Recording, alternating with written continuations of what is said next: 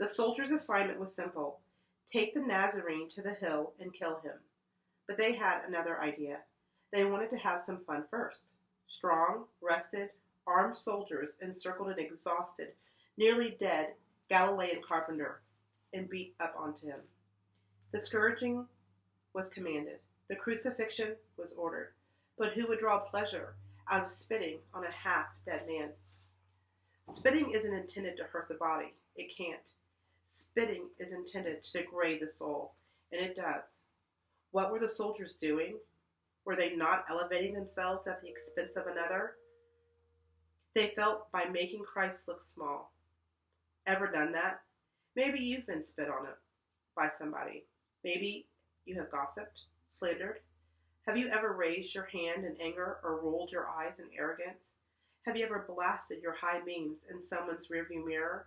Ever made someone feel bad so you would feel good? That's what the soldiers did to Jesus.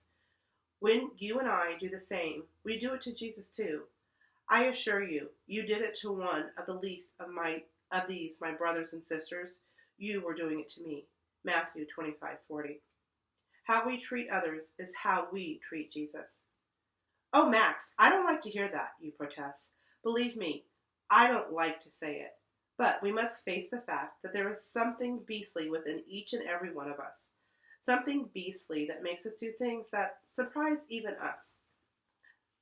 Haven't you surprised yourself? Haven't you reflected on an act and wondered, what got into me?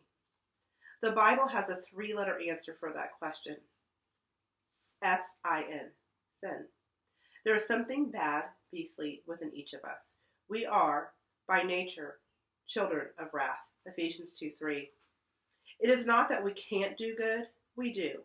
It's just that we can't keep from doing bad. In theological terms, we are totally depraved. Though made in God's image, we have fallen. We corrupt at the core. The very center of being is selfish and perverse. David said, I was born a sinner. Yes, from the moment my mother conceived me. Psalms 51:5. Could any of us say any less? Each one of us was born with a tendency to sin. Depravity is a universal condition, and Scripture says this very plainly. All we like sheep have gone astray. We have turned every one to his own way. Isaiah 53:6. And in Jeremiah 17:9, the heart is deceitful above all things and beyond cure. Who can understand it? Romans 3:10, we find this. There is none righteous, no, not one. All have sinned, and all fall short of the glory of God. Some would disagree with these strong words. They look around and say, well, compared to everyone else, I'm a decent person.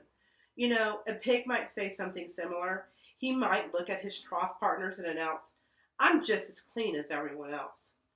Compared to humans, however, that pig needs help. Compared to God, we humans need the same.